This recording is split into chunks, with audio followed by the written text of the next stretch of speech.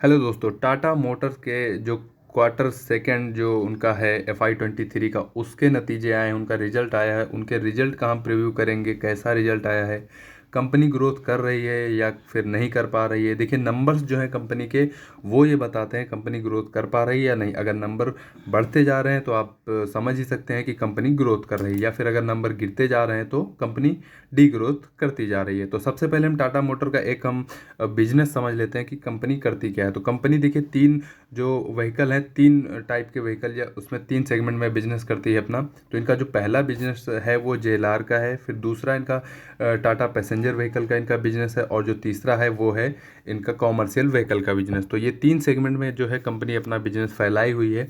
तो हम कंसोलिडेटेड सभी का जो है उनका रिजल्ट देखेंगे। तो सबसे पहले हम देखते हैं रेवेन्यू, क्या कंपनी रेवेन्यू बढ़ा पा रही है या नहीं बढ़ा पा रही है।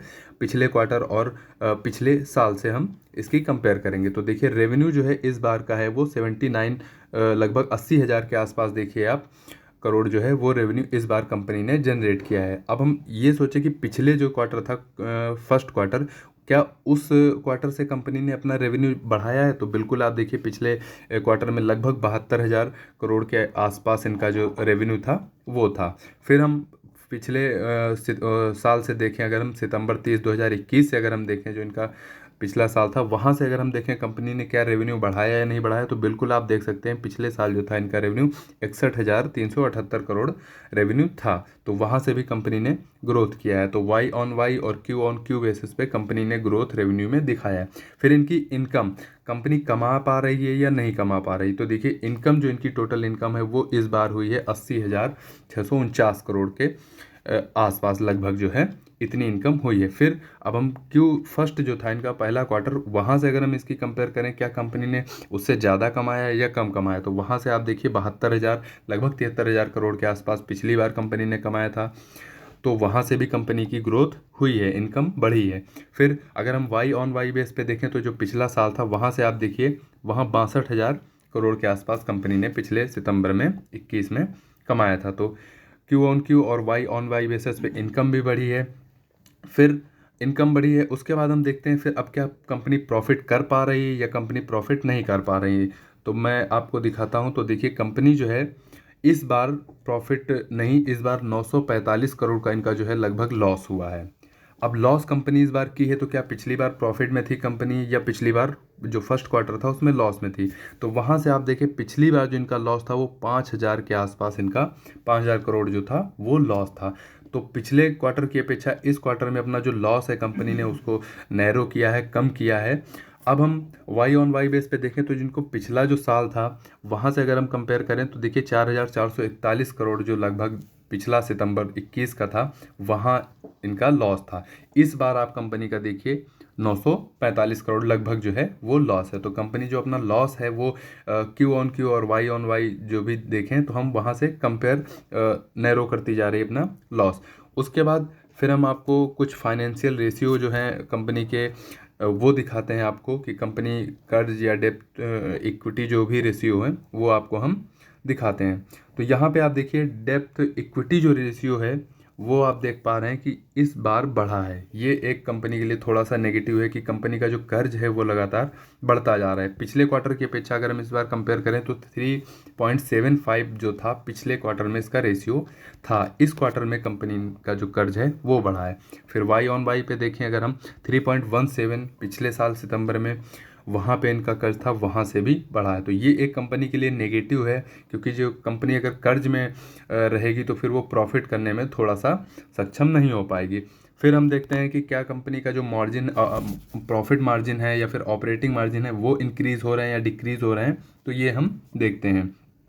डेप्थ सर्विस कवरेज रेशियो भी हम देख लेते हैं, ये भी ज़रूरी है। तो देखिए, इस बार पिछले क्वार्टर की अपेक्षा इस बार 0.04 जो है इस बार कंपनी पॉजिटिव में रेशियो अपना ला पाई है, जो कि पिछले क्वार्टर में जो जून का क्वार्टर था उसमें कंपनी का जो 0.37% जो था ये एक नेगेटिव में था। तो यहाँ पे कंपनी थोड़ा सा पॉजिटिव दिखाई, एक अच्छी चीज़ है, यानी कंपनी इंटरेस्ट जो कवरेज है डेप्थ को उसको कवर कर पा रही, पे कर पा रही। फिर हम देखते हैं कि ऑपरेटिंग मार्जिन कंपनी के इंक्रीज़ हो रहे हैं या नहीं हो रहे हैं। तो बिल्कुल आप देख पा रहे हैं कि पिछले क्वार्टर की अपेक्षा जो मार्जिन है इनके ऑपरेटिंग वो भी इंक्रीज हुए हैं, तो ये भी एक ठीक चीज़ है।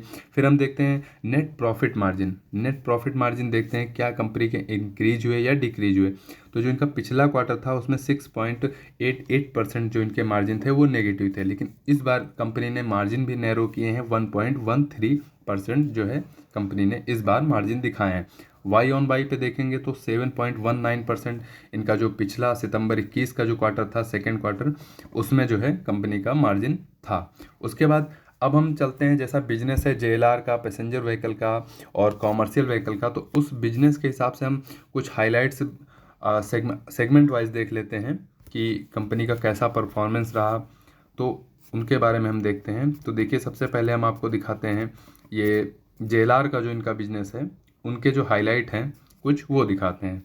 तो देखिए जेएलआर का जो बिजनेस है, क्या उसमें कंपनी रेवेन्यू जनरेट कर पा रही है, नहीं कर पा रही है, तो बिल्कुल आप देख पा रहे हैं कि 36% जो पिछला फाइनेंशियल ईयर था उससे Q2 FY22 का, वहाँ से 36% इस बार जो है रेवेन्यू अप हुआ है, तो ये एक अच्छी चीज़ है। अगर हम क्यू ऑन क्यू बेसिस पे देखें तो जो फर्स्ट क्वार्टर था FY23 का, वहाँ से देखिए आप 20% जेएलआर के बिजनेस में रेवेन्यू में ग्रोथ हुई है, तो ये एक अच्छी चीज़ है। उसके बाद फिर हम देखते हैं कि कंपनी ने कितना सेल किया, तो देखिए होल सेल ऑफ 75,000 जो है गाड़ियाँ लगभग जेएलआर की इन्होंने सेल की इस क्वार्टर के दौरान। उसके बाद वाई ऑन वाई बेसिस पे देखें तो 17.6 लगभग प्रतिशत की ग्रोथ हुई है अगर उस पे देखें। अब हम ये देखते हैं कि क्या कंपनी की ऑर्डर बुक में ऑर्डर हैं या नहीं है। तो सबसे बड़ी, किसी भी कंपनी के लिए ऑर्डर बुक देखना बहुत ज़रूरी होता है। तो कंपनी की ऑर्डर बुक आप देख पा रहे हैं कि 2 लाख जो है 2 लाख से प्लस है, इनकी जो जेएलआर की हैं वो प्लस हैं। तो ये एक कंपनी के लिए अच्छी चीज़ है कि उनकी ऑर्डर बुक भी ठीक ठाक है। उसके बाद हम चलते हैं पैसेंजर व्हीकल पे, देख लेते हैं कॉमर्शियल व्हीकल। कॉमर्शियल व्हीकल का इनका बिजनेस कैसा है, क्या रेवेन्यू यहाँ भी जनरेट कर पा रही है कंपनी, नहीं कर पा रही है, इनकी सेल्स जो है वो बढ़ रही हैं कि नहीं बढ़ रही हैं। तो देखिए इनका जो रेवेन्यू है वो इंक्रीज हो रहा है लगभग 35% पिछले जो Q2 FY22 था उसकी कंपेयर में, तो रेवेन्यू बिल्कुल बढ़ा है कॉमर्शियल व्हीकल का। उसके बाद फिर हम देखते हैं कि क्या इनकी जो ग्लोबल होलसेल है, कंपनी अपनी गाड़ियों को सेल कर पा रही है, नहीं कर पा रही, तो बिल्कुल आप देख रहे हैं कि 15% जो है कंपनी जो है इस बार होलसेल में इंक्रीज हुई है, यानी ग्रोथ की है, तो यहाँ भी ठीक है। उसके बाद फिर हम देखते हैं कि क्या कंपनी जो है आगे प्रॉफिट कर पा रही है या नहीं कर पा रही है, कॉमर्शियल व्हीकल शेयर जो हो गया। उसके बाद फिर मैं आपको दिखाता हूँ इनका जो पैसेंजर व्हीकल का है, इस बिजनेस के बारे में थोड़ा सा हाईलाइट देख लेते हैं।